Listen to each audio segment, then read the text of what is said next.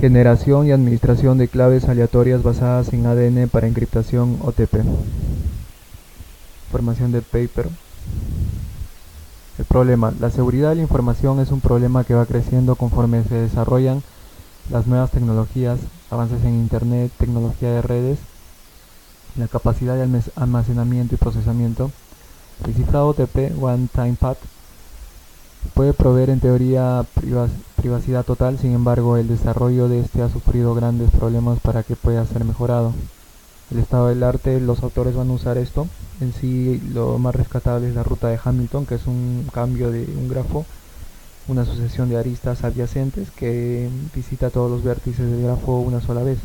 También las tres propiedades de los cromosomas de ADN, estudiado por Jehani y Lavin, que es mediante un algoritmo de criptografía, ¿no? Amplio espacio de almacenamiento es una de ellas, la potencia computacional paralela y la generación de claves criptográficas a partir de largas secuencias de ADN.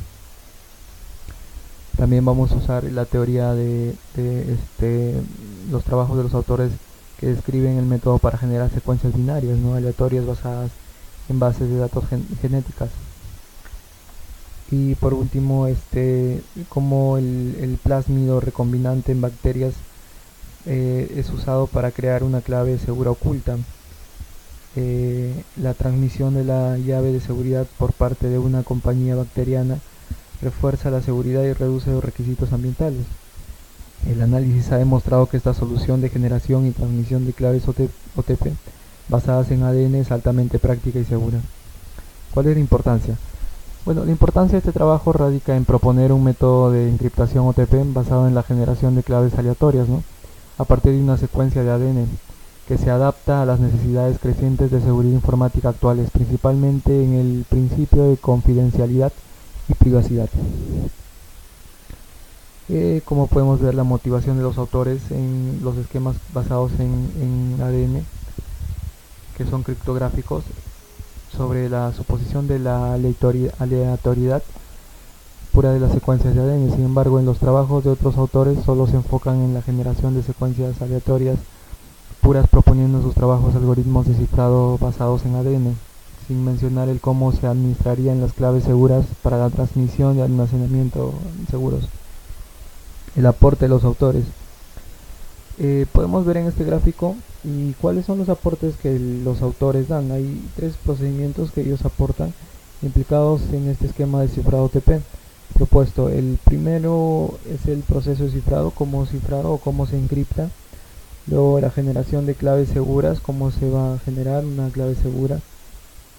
Acá podemos observar el proceso de encriptación, cómo está armado, ¿no? Hasta que conlleva. Luego vamos a ver más adelante cómo se usa la llave SOR. Luego la generación de claves seguras. Y por último la gestión de claves seguras, ¿no? Que hemos generado antes. El proceso de encriptación, como ya hemos dicho, acá vamos a usar una clave en un cifrado de tipo SOR OTP, que primero se convierte el texto simple a un mensaje en forma de secuencia de nucleótidos de ADN. Luego se realiza una operación SOR bit a bit con una clave segura, representada por una secuencia de ADN para producir el texto cifrado. Luego se genera la clave segura al cribado aleatorio, que es una detección sistémica. Luego se debe implantar la clave segura en las bacterias para un transporte seguro y confiable. Acá vamos a usar lo que es el vector T, ¿no? Que es una pequeña porción de ADN que puede mantenerse de forma estable en un organismo sin cambiar y mucho menos ser afectada, en el cual se puede insertar un fragmento de ADN extraño. Este fragmento de ADN extraño obviamente va a ser transportado por el vector T y va a tener una relevancia alta porque es el referente de nuestra clave, ¿no? Y luego se debe dividir la clave segura con el vector T para evitar que la reacción de rechazo de las bacterias dañe la llave de seguridad. Acá tenemos el proceso de generación de claves. Se prepara la muestra de ADN y según el gráfico podemos ver lo que se debe hacer, ¿no? Se escoge un espécimen de ADN con gran capacidad de almacenamiento. Se utiliza una máquina de trituración ultrasónica para fragmentar el ADN en piezas de ADN de diferentes tamaños. Luego se utilizan métodos de reparación de doble cadena, disolución monocatenaria, para completar las piezas de ADN. A las piezas completas de ADN se usa el método de electroforesis en gel para analizarlas y separar las que sean de tamaño requerido. Y por último se hace una secuenciación de la reacción en cadena de la polimerasa, ¿no? La PCR, de una de las cadenas de ADN. Si hay varias que cumplen las condiciones, se recupera mediante el cribado para obtener la clave aleatoria segura. El proceso de gestión de claves, ¿cómo vamos a gestionar las claves? Bueno, los autores han propuesto una gestión de claves seguras basadas en técnicas de recombinación de genes, ¿no? Este método también se puede aplicar en el sistema de encriptación para la transmisión de texto cifrado. Primero se elige un transportista adecuado para conectar las claves seguras de fragmentación de ADN. Se debe utilizar el vector T, como ya dije, que es ampliamente utilizado en laboratorios de biología molecular y es implantable en bacterias sin ningún tipo de problema. Los autores llegaron a la conclusión que el mejor vector T para la transmisión es el PUCM-T, que tiene el mayor número de puntos de identificación, y la secuencia original del PUC-MT no está publicada. O sea que va a ser difícil que este vector T pueda ser modificado, ¿no? El vector T sí tiene un espacio para conectar directamente el producto de PCR, que es la reacción en cadena de la polimerasa, pero es necesario seleccionar otros puntos de identificación para insertar el ADN y clave segura. Aquí vamos a usar el punto de identificación, que es el ECORI, que tiene la siguiente descripción, que es 5'G y AATTC3', y la cadena de ADN se corta entre G y E. Las bases de nucleótidos no apareados ATT son extremos adhesivos, ¿no? Luego se debe procesar el ADN de la clave segura. Como ya dijimos, usamos una sonda isotópica para marcar los dos extremos de ADN de clave segura. Y por último, el receptor puede usar una sonda isotópica para encontrar con precisión la secuencia de ADN clave segura en tales casos, ¿no? El proceso de gestión de claves: finalmente se utilizan técnicas de recombinación de ADN para conectar los extremos adhesivos del vector T que hemos usado y a los dos extremos de ADN clave seguro mediante ADN ligasa, que es una enzima de tipo ligasa que forma enlaces covalentes entre el extremo 5' de una cadena polinucleotídica y el extremo 3' de la cadena polinucleotídica. El plásmido recombinante resultante puede importarse en bacterias para la transmisión segura de claves. El requisito de tener un ambiente de vida en las bacterias es menor que el del ADN, y las bacterias se pueden poner en bebidas, alimentos, otros productos que no se perciban fácilmente a temperatura ambiente, ¿no? La generación de claves: ¿cómo se va a generar? Acá hay 4 subprocesos: la preparación del fragmento de ADN, la amplificación por PCR, el examen de electroforesis en gel y la secuenciación. Aquí podemos ver cómo están usando la enzima incisión ECORI para cortar el vector T de la siguiente manera, ¿no? Con los datos que ha obtenido el autor, y cómo colocan los reactivos en el orden anterior, ¿no?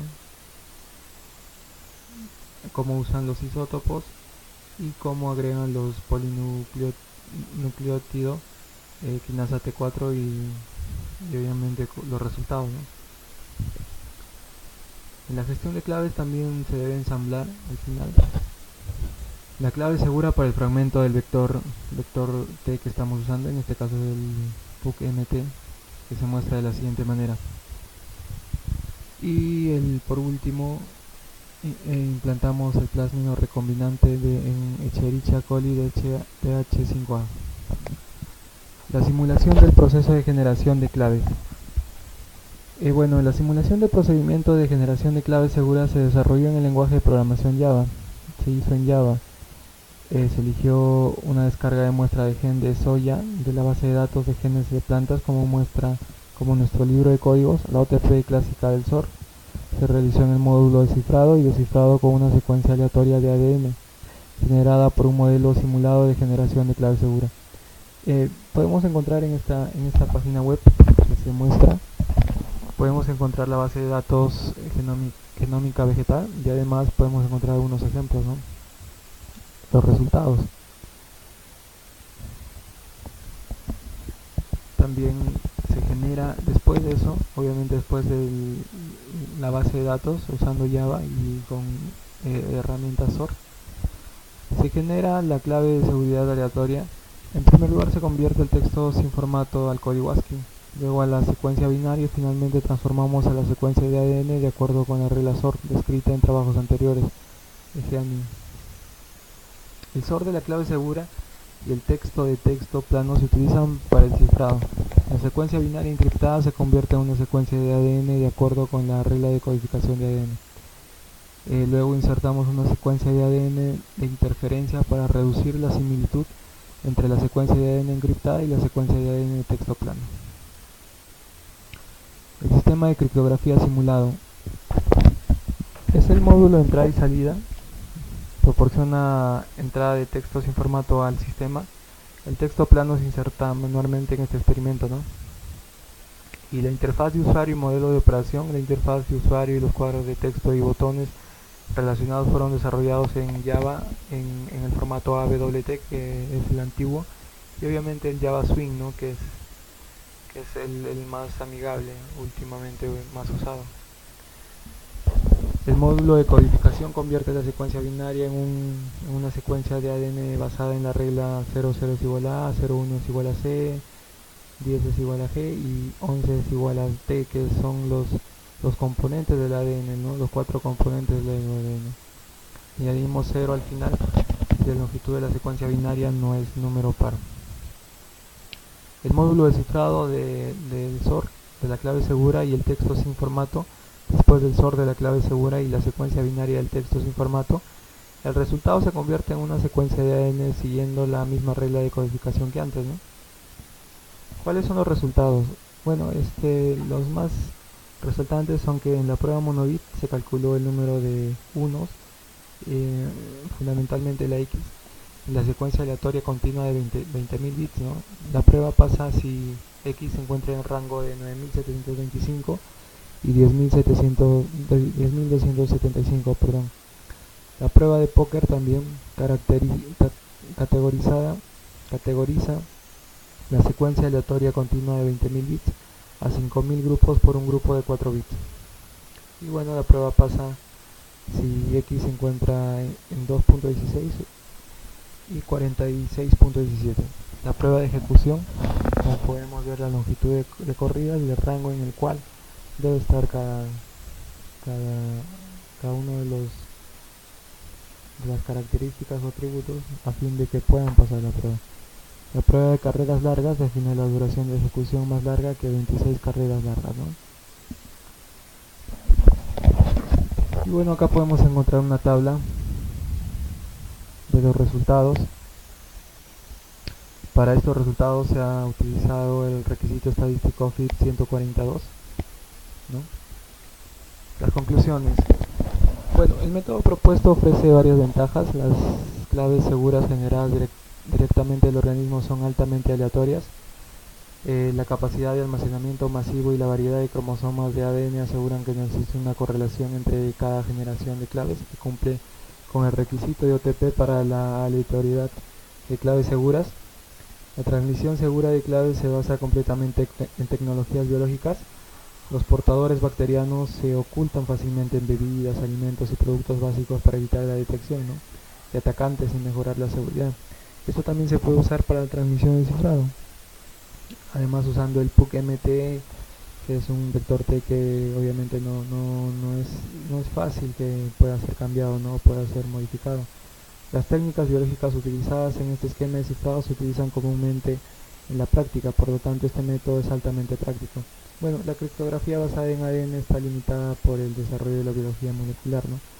La reacción biológica en sí misma trae cierta incertidumbre. Bueno, eso sería todo. Gracias.